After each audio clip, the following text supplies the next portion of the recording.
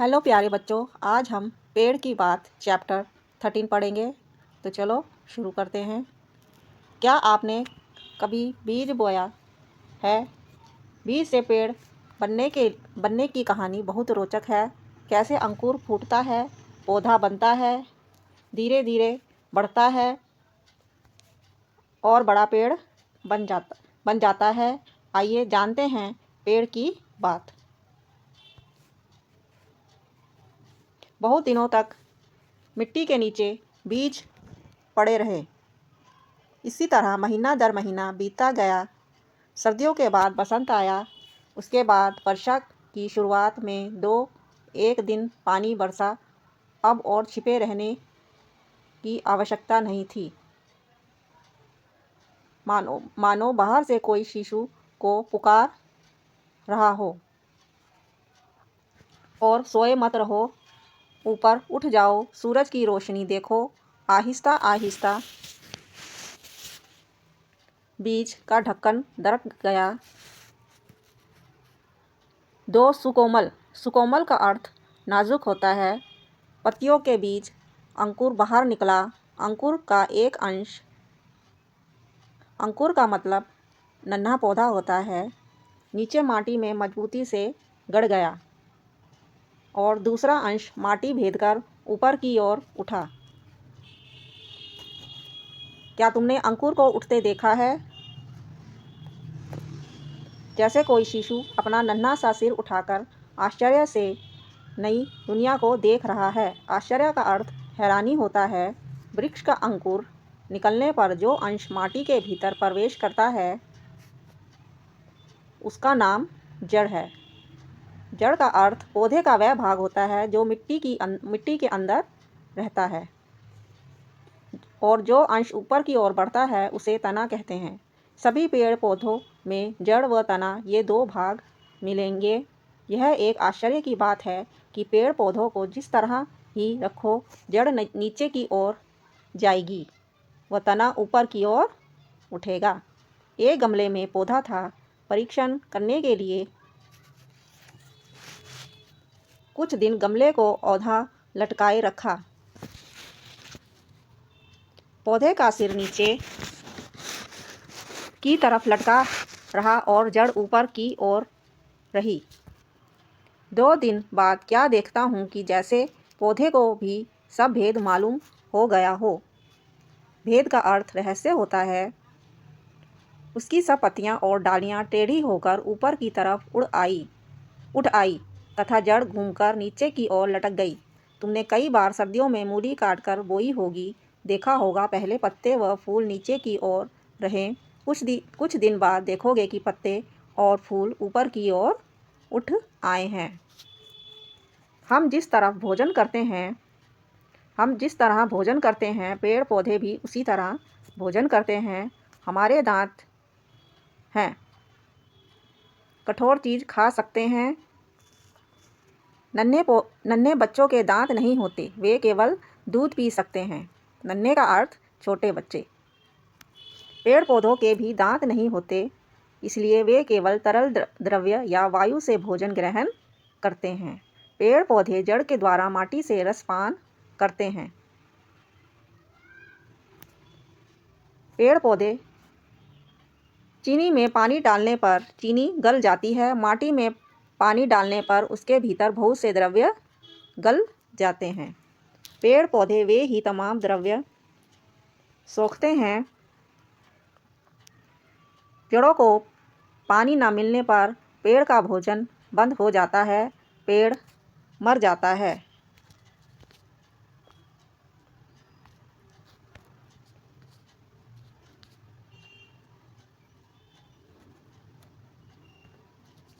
सूक्ष्मदर्शी से अत्यंत सूक्ष्म पदार्थ स्पष्ट रूप से देखे जा सकते हैं। पेड़ की डाल अथवा जड़ का इस यंत्र द्वारा परीक्षण करके देखा जा सकता है कि पेड़ में हजारों हजार नल हैं। इन्हीं सब नलों के द्वारा माटी से पेड़ के शरीर में रस का संचार होता है। संचार का अर्थ गति होता है। इसके अलावा वृक्ष के पत्ते हवा से आहार ग्रहण करते हैं। पत्तों में अनगिनत छोटे छोटे मुंह होते हैं। सूक्ष्मदर्शी के जरिए अनगिनत मुंह पर अनगिनत होंठ देखे जा सकते हैं। जब आहार करने की ज़रूरत ना हो तब दोनों होंठ बंद हो जाते हैं। जब हम श्वास प्रश्वास ग्रहण करते हैं तब प्रश्वास के साथ एक प्रकार की विषाक्त वायु बाहर निकलती है, उसे अंगारक वायु कहते हैं। अगर यह जहरीली हवा पृथ्वी पर इकट्ठी होती रहे तो तमाम जीव जंतु कुछ ही दिनों में उसका सेवन करके नष्ट हो सकते हैं। ज़रा विधाता की करुणा का चमत्कार तो देखो।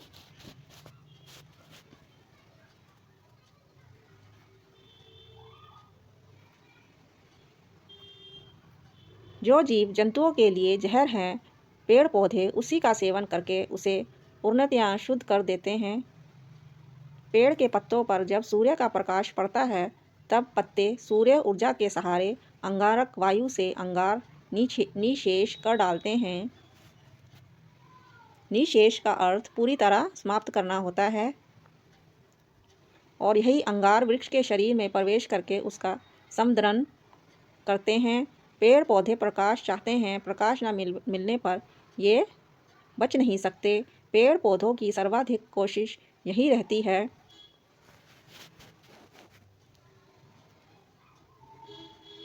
कि किसी तरह उन्हें थोड़ा सा प्रकाश मिल जाए। यदि खिड़की के पास गमले में पौधा रखो तब देखोगे कि सारी पत्तियां व डालियां अंधकार से बचकर प्रकाश की ओर बढ़ रही है। वन अरण्य में जाने पर पता लगेगा कि तमाम पेड़ पौधे इस होड़ में सचेष्ट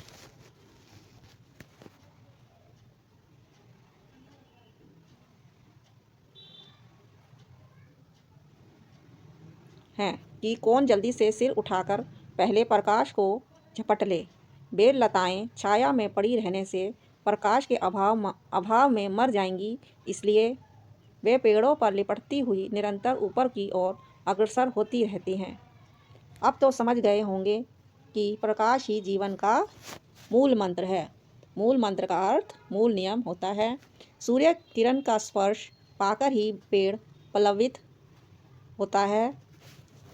पल्लवित का अर्थ हरा भरा होना होता है।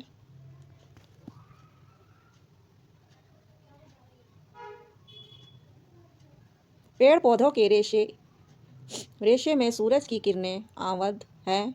ईंधन को जलाने पर जो प्रकाश व ताप बाहर प्रकट होता है वे सूर्य की ही ऊर्जा हैं। पेड़ पौधे व समस्त हरियाली प्रकाश हथियाने के जाल हैं। पशु डांगर पेड़ पौधे या हरियाली खाकर अपने प्राणों का निर्वाह करते हैं। पेड़ पौधों में जो सूर्य का प्रकाश समाहित है वह इसी तरह जंतुओं के शरीर में प्रवेश करता है। अनाज व सब्जी ना खाने पर हम भी बच नहीं सकते। सोचकर देखा जाए तो हम भी प्रकाश की खुराक पाने पर ही जीवित हैं। कोई पेड़ 1 वर्ष के बाद ही मर जाते हैं। सब पेड़ मरने से पहले संतान छोड़ जाने के लिए व्यग्र हैं। व्यग्र का अर्थ चिंतित होता है। बीज ही उनकी संतान है। बीज की सुरक्षा व सार संभाल के लिए पेड़ फूल की पंखुड़ियों से घिरा एक छोटा सा घर तैयार करता है। फूलों से आच्छादित होने पर पेड़ कितना सुंदर दिखाई पड़ता है, जैसे फूल के बहाने पर स्वयं हंस रहा हो। फूल की तरह सुंदर चीज़ और क्या है जरा सोचो तो। पेड़ पौधे तो मटमैली माटी से आहार व विषाक्त वायु से अंगारक ग्रहण करते हैं। फिर इस अपरूप उपादान से किस तरह ऐसे सुंदर फूल खिलते हैं। तुमने कथा तो सुनी होगी स्पर्शमणि। स्पर्शमणि का अर्थ पारस पत्थर होता है। स्पर्शमणि की अर्थात पारस पत्थर की जिसके स्पर्श से लोहा सोना हो जाता है। मेरे विचार से माँ की ममता ही वह मणि है। संतान पर स्नेह न्योछावर होते ही फूल खिलखिला उठते हैं। खिलखिला उठना मतलब प्रसन्न होना। ममता का स्पर्श पाते ही मानो माटी व अंगार के फूल बन जाते हैं।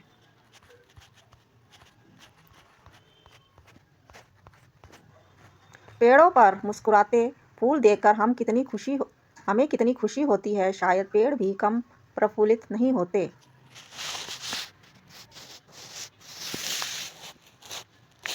खुशी के मौके पर हम अपने परिजनों को निमंत्रित करते हैं। उसी प्रकार फूलों की निमंत्रित का अर्थ बुलावा होता है। उसी प्रकार फूलों की बहार छाने पर पेड़ पौधे भी अपने बंधु बांधवों को बुलाते हैं। स्नेह सिक्त पानी में पुकार सकते हैं, कहा, ओ मेरे बंधु, मेरे बांधव, आज मेरे घर आओ। यदि रास्ता भटक जाओ, कहीं घर पहचान नहीं सको, इसलिए रंग बिरंगे फूलों के निशान लगा रखे हैं। ये रंगीन पंखुड़ियाँ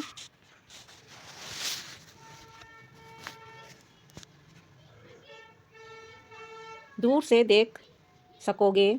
मधुमक्खी व तितली के साथ वृक्ष की चिरकाल से घनिष्ठता है। चिरकाल का अर्थ बहुत लंबे समय से गहरी मित्रता है। वे दल बल सहित फूल देखने आती हैं। कुछ पतंगे का अर्थ रात में उड़ने वाले छोटे कीट होते हैं। दिन के समय पक्षियों के डर से बाहर नहीं निकल सकते। पक्षी उन्हें देखते ही खा जाते हैं, इसलिए रात का अंधेरा घिरने तक वे छिपे रहते हैं। शाम होते ही उन्हें बुलाने की खातिर फूल चारों तरफ सुगंध ही सुगंध फैला देते हैं। सुगंध का अर्थ खुशबू होता है।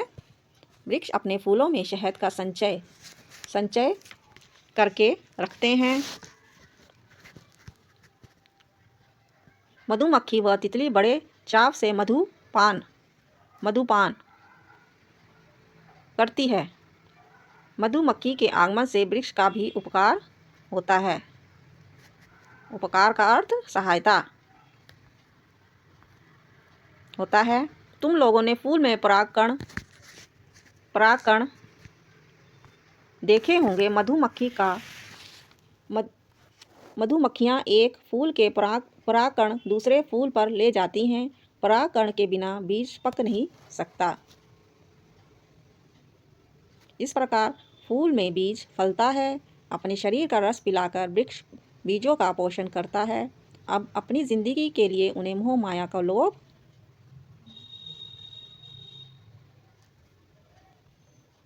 नहीं है। तिल तिल का अर्थ धीरे धीरे होता है। संतान की खातिर सब कुछ लुटा देता है। जो शरीर कुछ दिन पहले हरा भरा था, अब वह बिल्कुल सूख गया है। अपने ही शरीर का भार उठाने की शक्ति क्षीण हो चली है। पहले हवा बयार करती हुई आगे बढ़ जाती थी।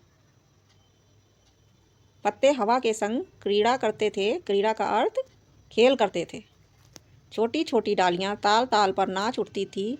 अब सूखा पेड़ हवा का आघात सहन नहीं कर सकता। आघात का अर्थ चोट सहन नहीं कर सकता। हवा का बस एक थपेड़ा लगते ही वह थर थर कांपने लगता है। एक एक करके सभी डालियां टूट पड़ती हैं। अंत में एक दिन अकस्मात का अर्थ अचानक होता है। पेड़ जड़ सहित भूमि पर गिर पड़ता है।